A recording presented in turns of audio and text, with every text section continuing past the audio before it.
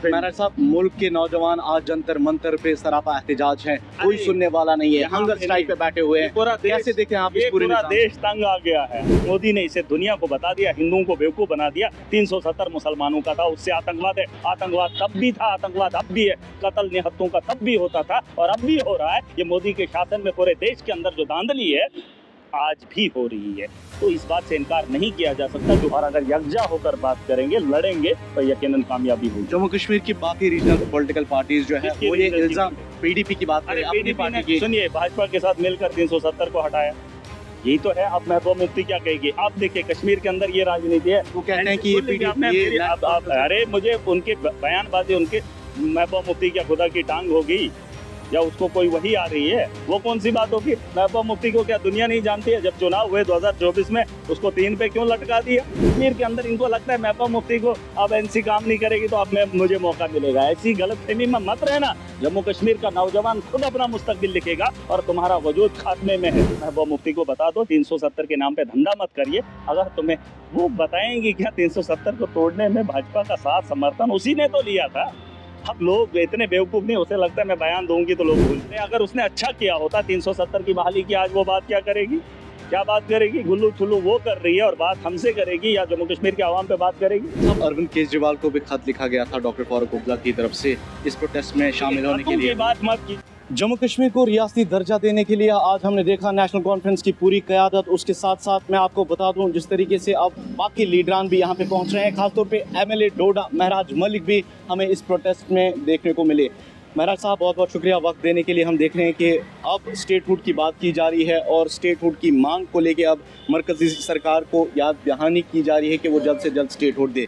मैं आपसे जानना चाहूँगा, आप मानते हैं कि ये स्टेटहुड का मुद्दा इस वक्त उठाना सही है या आर्टिकल 370 और जो 35A की बात थी वो भी उठानी ज़रूरी थी? मैं आपको एक ही बात बताऊंगा, जैसे मैं बार बार कहता हूं, मैं ना 370 ना 35A ना स्टेटहुड। मैं कह रहा हूं कि जो मैंडेट का मकसद है, जो जमहूरियत का मकसद है, उस जमहूरियत में उन लोगों को इख्तियारात होने चाहिए जो कानूनन बताया गया है। रही बात 370 की, तो 370 में हमारी ज़मीनें हमें चाहिए। 370 नाम मत दीजिए क्योंकि ये बदनाम नाम है।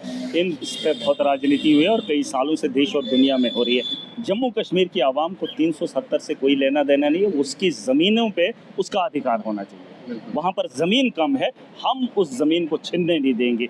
वहाँ जम्मू कश्मीर के अंदर नौकरियों के अलावा हमारे पास कोई भी ज़रिया नहीं है। जम्मू कश्मीर के अंदर नौकरियाँ सिर्फ हमारी होनी चाहिए, बस मुझे ये चाहिए। इसको नाम कुछ और दे दें, कोई और एक्ट बनाए, मुझे उससे मतलब नहीं। जम्मू कश्मीर के अंदर, जैसे देश के अलग अलग कुछ यूटीज़ के अंदर, राज्यों के अंदर ये चीज़ें हैं, तो मुझे जम्मू कश्मीर के अंदर भी वहाँ पर होना चाहिए। और सबसे बड़ी बात, देश और दुनिया को बताया गया ये मुसलमानों का वो ठप्पा था। ये मुसलमानों का नहीं, ये महाराजा हरि सिंह ने जम्मू कश्मीर की आवाम, वो राजा था, उसने अपनी आवाम की प्रजा के लिए ये कानून लाया था और मोदी ने इसे दुनिया को बता दिया, हिंदुओं को बेवकूफ़ बना दिया। 370 मुसलमानों का था, उससे आतंकवाद है। आतंकवाद तब भी था, आतंकवाद अब भी है। कत्ल निहत्तों का तब भी होता था और अब भी हो रहा है। ये मोदी के शासन में पूरे देश के अंदर जो धांधली है आज भी हो रही है, तो इस बात से इनकार नहीं किया जा सकता। जो काम मोदी को करना था वो नहीं किया।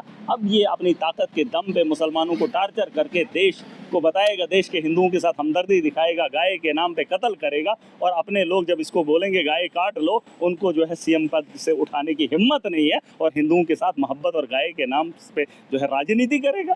इन लोगों को समझ आनी चाहिए, अकल तो इनको है नहीं। यूपी जहाँ योगी का घर है, जहाँ डोजर गरीबों पे चलता है, वहाँ पर गाय बिकती है, वहाँ पे माल मवेशी बिकता है। सबसे ज़्यादा स्मगलिंग योगी के अंदर यहाँ यूपी में होती है। लेकिन नहीं, बस गाय को मानना है। अरे उसको माता का दर्जा क्यों नहीं देते जब सब कहते हैं? लेकिन माता के नाम पे तुम धंधा क्यों करते? राम मंदिर के नाम पे तुमने चंदा चोरी की, पहले मस्जिद को गिराकर मंदिर बनाया, फिर वहां पर खुद चोरी की और चोरी के बाद वहां पर कोई जवाबदेही नहीं।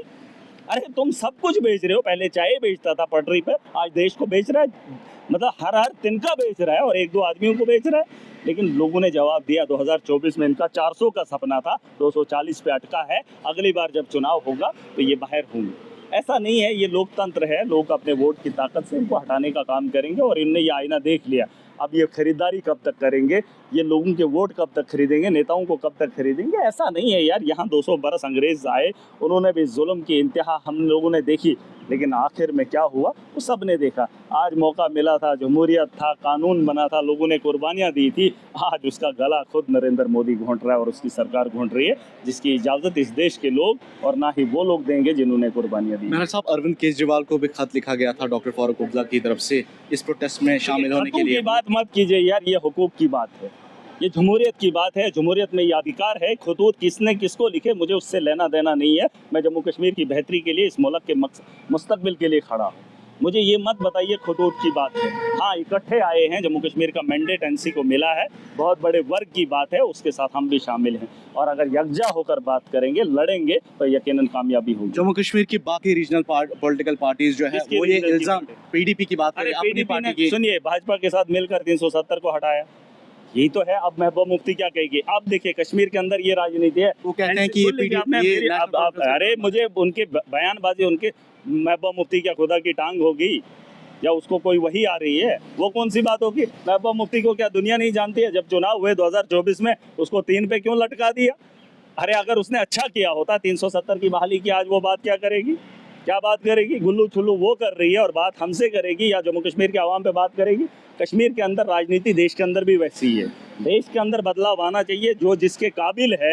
हमारे यहाँ क्रिकेट का टूर्नामेंट हो रहा है या आईपीएल के टूर्नामेंट होते हैं, जो बेहतर खिलाड़ी है उसका परिवार कैसा है उसे नहीं देखा जाता, उसके पास हुनर कैसा है उसे खेल के उसका अखाड़े में लाया जाता है। राजनीति में भी वही होना चाहिए, जिसके पास हुनर है, जो काबिल है, जो काबिलियत से इस देश को बेहतर बना सकता है, उसे सियासत में उतारिए, उसे मौका दीजिए, जैसे लोगों ने मुझे दिया है। मेरे बाप और मेरे परिवार को नहीं देखा। जिस दिन लोग उस तर्ज पे आएंगे तो इनकी राजनीति खत्म हो जाएगी। कश्मीर के अंदर इनको लगता है महबूबा मुफ्ती को अब एनसी काम नहीं करेगी तो अब मुझे मौका मिलेगा। ऐसी गलतफहमी में मत रहना। जम्मू कश्मीर का नौजवान खुद अपना मुस्तकबिल लिखेगा और तुम्हारा वजूद खात्मे में है, खतरे में है। ये सुन लें, चाहे कोई भी पार्टी हो, चाहे एनसी हो, कांग्रेस हो, बीजेपी हो, ये आप पार्टियों ठप्पे से नाम से बात नहीं बनेगी। जिसके पास हुनर होगा वही काम करेगा। सूर्य वैभववंशी 15 साल का बच्चा है, इस वक्त हिंदुस्तान के 150 करोड़ के उस टीम में 11 की में शामिल है। उसे ये नहीं देखा जा रहा है इसकी उम्र कम है, उसे ये नहीं देखा जा रहा है कि किस परिवार से आता है, उसे ये देखा जा रहा है कि इसको हुनर है। और इनको लगता है राजनीति में खानदान चलेगा। खानदान नहीं चलेगा। जम्मू कश्मीर का मुस्तकबिल वहाँ का नौजवान खुद लिखेगा और देश का नौजवान भी यही करेगा। जिस तरह से मैं निकल कर आया, मेरा कौन सा बैकग्राउंड था, मेरे कौन से पॉलिटिकल पार्टी का इतना मामला था, ऐसी बातें नहीं है। ये महबूबा मुफ्ती को बता दो, 370 के नाम पे धंधा मत करिए। अगर तुम्हें वो बताएंगे क्या 370 को तोड़ने में भाजपा का साथ समर्थन उसी ने तो लिया था। अब लोग इतने बेवकूफ नहीं, उसे लगता है मैं बयान दूंगी तो लोग भूल जाएंगे। मेरे साहब की गलत। मेरे साहब, मुल्क के नौजवान आज जंतर मंतर पे सरापा एहतजाज हैं, कोई सुनने वाला नहीं है, हंगर स्ट्राइक पे बैठे हुए हैं। कैसे देखें आप इस पूरे निज़ाम? देश तंग आ गया है। आप जंतर मंतर को छोड़ दीजिए, जो जिस राज्य के अंदर है वो वहीं पे अपनी आवाज बुलंद करे। ऐसा नहीं अब जंतर मंतर दिल्ली में कोई जगह बचेगी, दिल्ली में नहीं, देश के अंदर जगह नहीं बचेगी, क्योंकि जुल्म की इंतहा ज़्यादा हो गई है। जिस मकसद से कुर्बानियाँ लगी थी इस देश के लिए, उस कुर्बानी का साथ खिलवाड़ हो रहा है। वो आज जो इस दुनिया से चले गए हैं वो भी सोच रहे होंगे कि हमारा सपना पूरा हुआ कि नहीं हुआ। वो भी खुद को कोस रहे होंगे कि हम देश के लोगों के हाथ में छोड़ के गए, और अगर हमने कानून बनाया था तो उस कानून को संभालने वाले लोग कहाँ हैं? अच्छे लोग खामोश हैं। ये दल्ले दलाल लुटेरे कातिल ये सरकार चला रहे हैं। अच्छे लोग जब तक खामोश हैं तो वो गुनहगार हैं। जिस दिन अच्छे लोग सत्ता में आएंगे, जैसे मैंने कहा, जिसके पास हुनर है, जो समझता है कि देश को कैसे चलाया जाएगा, वो राजनीति में आकर खुद अपना मुस्तकबिल लिखे। जैसे महराज मलिक, मैं अपनी मिसाल इसलिए दे रहा हूँ, मैं करके आया हूँ। मैं जम्मू कश्मीर के उस इलाके से आया हूँ जहाँ पर इस पार्टी का वजूद नहीं था, जहाँ महराज का कोई शनाख्त नहीं था, लेकिन आवाम ने मुझे उस काबिल बनाया और इस मुकाम पर लाकर खड़ा किया। आज मैं जंतर मंतर से पहले यहाँ इस जगह से अपनी बात रख रहा हूँ। उनकी भी बात सुन लीजिए और महराज की भी बात। बहुत बहुत शुक्रिया। तो नाज़रीन, ये थे एमएलए डोडा महराज मलिक, इनको आपने सुना। ख़ास तौर पे आज हम देख रहे हैं कि जम्मू कश्मीर को रियासती दर्जा वापस दिलाने के लिए जो जदोजहद नेशनल कॉन्फ्रेंस ने यहाँ पे शुरू की है, देखने वाली बात होगी इस प्रोटेस्ट के बाद क्या जम्मू कश्मीर को रियासती दर्जा मिलेगा या नहीं, वो देखने वाली बात होगी। कैमरा पर्सन निसार कोसगर के साथ दिल्ली से मैं रफ़ीक भट्ट।